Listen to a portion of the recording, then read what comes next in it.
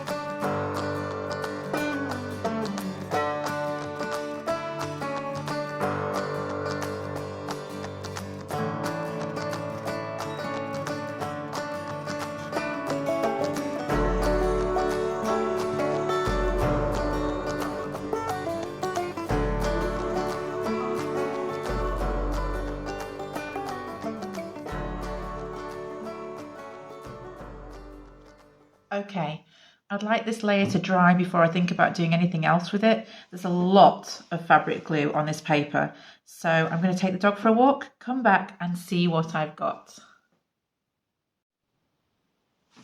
I'm really loving the way this is all fused together. I did put it on a radiator to dry it off a little bit quicker, otherwise I knew it would be maybe a day or so before it dried completely, but it has all fused together nicely. Of course, I could stop here. It's fine. It's a first layer. It's interesting. It definitely doesn't look like junk mail anymore, but I'm really trying to create a bespoke piece of craft paper out of fabric. I'm trying to go beyond just a scrappy masterboard here. So I'm going to take some more vintage scraps that I've used in other projects and cut up and see if I can create something a little bit more nuanced. I'm probably also going to bring in some washi tape into the mix because I think that would actually work quite well on some of these textures.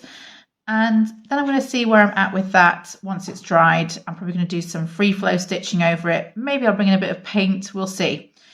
But for now, I'm going to try positioning these old pieces of fabric, which were donated to me by family members. They just had them spare sitting in the loft.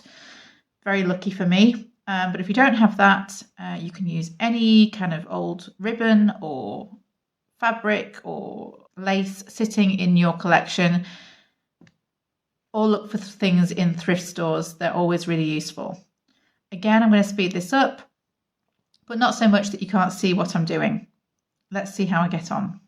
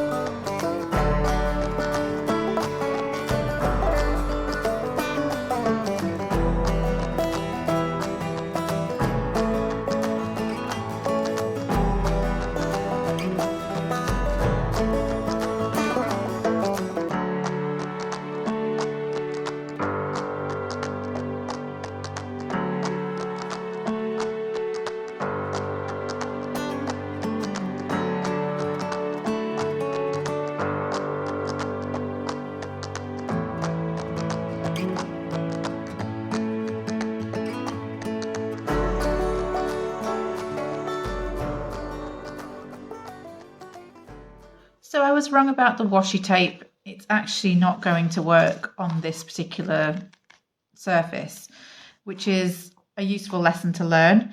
I tried a few different pieces. They just didn't look right, and also would have had to use extra adhesive to put them down, which I wasn't happy about. So I am just going to let this dry and put some free flow stitching across it to see what it looks like. I think once I've done that, I will be able to cut this into tags that need absolutely no embellishment whatsoever, except the usual trimming, topping, and maybe, an eyelet. And similarly for, tucks and belly bands, I just think that I could use something like this, trim it up, and make it look kind of interesting in a journal. So this is going over to dry now, and the next time you see it, it will have stitching across it, and I'll be looking at making something from the finished piece. So I'm really pleased how this came out. It's completely unique. It's my own papery creation. All of these scraps, well, I may have got around to using them eventually, but they have been sitting in my stash for quite a long time. Maybe these embellishments I would have used sooner, but other than that, I mean, all the lace and ribbon in the background has just been sitting there for so long. And although you can see little glimpses of the junk mail coming through here and there, I quite like that. So I have stitched over this, and I think the issue I have now is that I'm so attached to the kind of randomness of it that I don't really want to cut it into, say, a tag. I don't want to cut it into, belly bands and things. So I think what I'm going to do is actually make a pocket with it. I'm going to do that by just folding about 2/3 of the way, or 3/4 of the way across, folding that over like so. Let's see, probably have it that way around so that the blue ribbon is on top. And this is the way I'm going to sort of lose as little as possible of my creation while still using it. I'm going to fold up from the bottom, just a very small amount. I'm going to fold down from the top a much greater amount. It doesn't have to be exact at this point, it's just a rough guide. So small amount at the bottom, a larger amount at the top. And then when I open it up, I'm going to have some creases to cut from. And what I'm going to do is cut at a slight angle at this corner.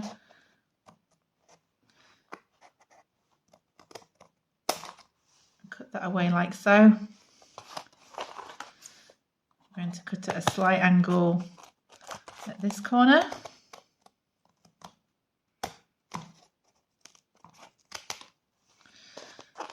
And over here, the same.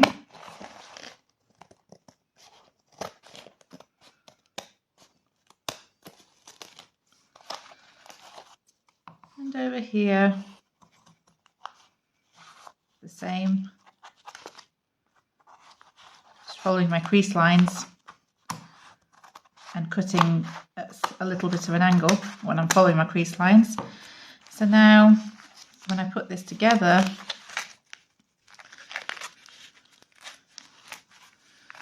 there'll be a top to the envelope and a bottom to the envelope, and it will all hold together. It's quite busy, isn't it?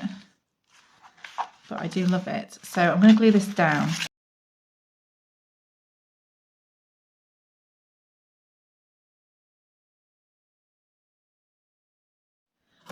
I always forget how long it takes fabric glue to dry in comparison to things like glue stick. So I had to put this under something heavy for the sides to glue down properly, but it is now dry, and I've just made a little closure with some lace and an eyelet.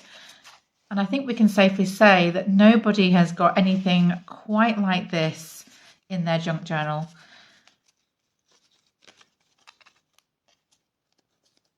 It is a very sturdy little pocket.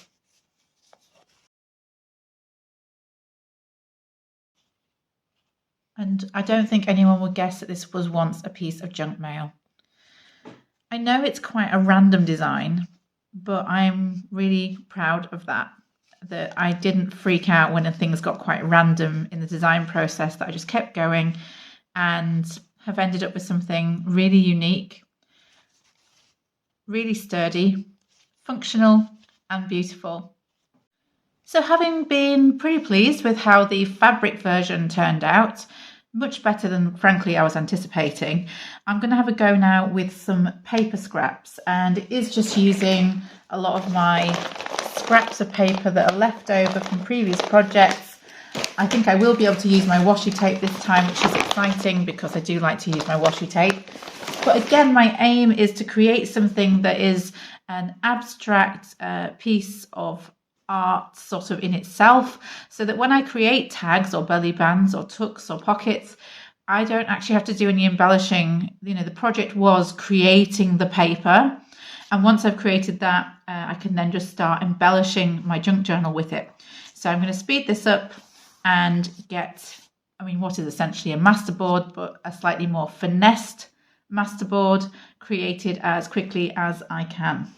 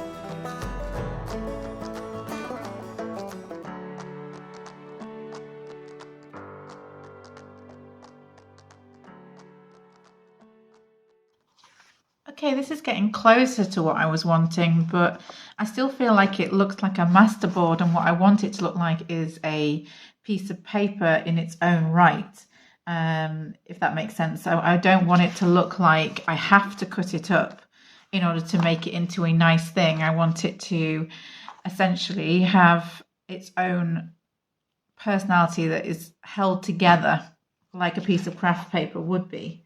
So I think what I'm going to do is add a pattern over the top of it that sort of holds it all together. I'm going to use some things that I've fussy cut and strategically put them around, a bit like I did with the fabric, where I added another layer and it sort of pulled it together. So I'm going to do that now and see how it looks at the end.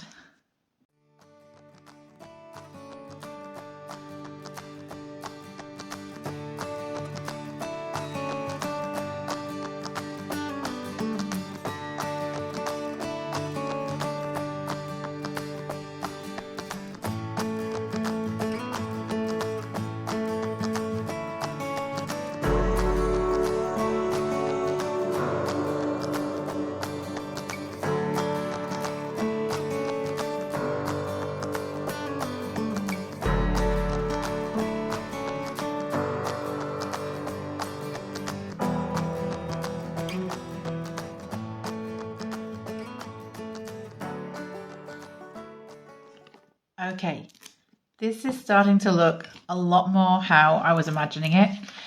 With the gesso over the top of it, just a very thin layer of gesso, the covering of it kind of holds it all together, makes it seem more like one piece of paper.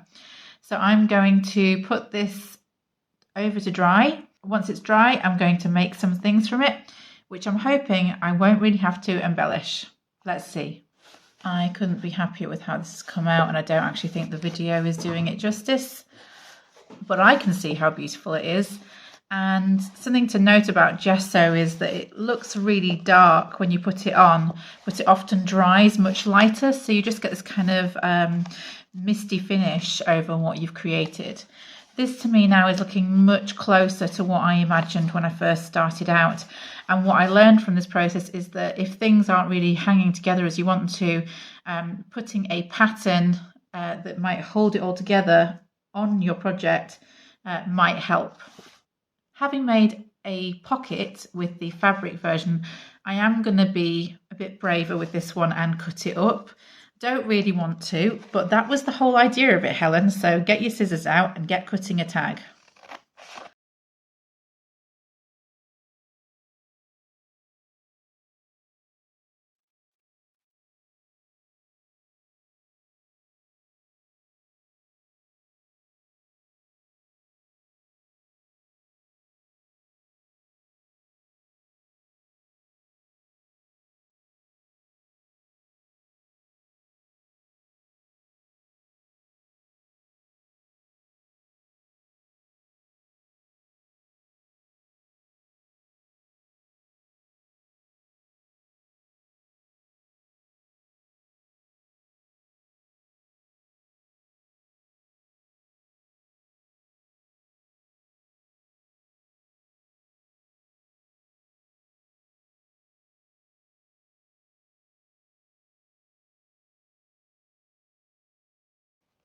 And there we have it. I didn't have to embellish this because I'd already created my own craft paper. I'd gone to the effort of creating a masterboard-esque craft paper that had its own embellishments on and sort of hangs together as a whole motif. I had to say goodbye to the eyelet because, again, I just never learned this lesson. I wanted to use thicker lace than the eyelet would allow for, so the eyelet came out fairly promptly. But I don't think that it matters because it obscures the eyelet anyway, the eyelet hole, this very thick lace. So all in all, this is a really successful project. I've used loads of scraps from my desk that were just lying around for, I can't even tell you how long. I've used up a piece of junk mail that would otherwise have gone in the recycling. So let's look at the two projects next to each other for some final thoughts before we go. So lessons learned from making these two pieces. It's as you'd expect, I think, to a certain extent. If you get halfway through the project and you realise that things aren't quite hanging together, maybe add a few similar items to create a pattern like I have done with the lace here and the flowers here. A layer of gesso over the paper can make things fuse together a little bit better as well. I also think that when it comes to a project like this, it's worth remembering that it's the paper itself that is the project. Yes, you will cut it up and make a tag or make an envelope or make a belly band, but you're aiming for something that you can just cut up as you would craft paper that you bought and make a piece of ephemera out of it without doing much work. So I'd like to know if you've ever attempted anything like this in the comments, and if you've learned any lessons through doing it, please let us know. It's been a bit of a journey, particularly I would say on the fabric front, but I'm pleased that I had a go, and in future weeks I will share some of the ideas I've had whilst making these projects as well. I hope this was an enjoyable and inspiring video. I'll look forward to seeing you next time.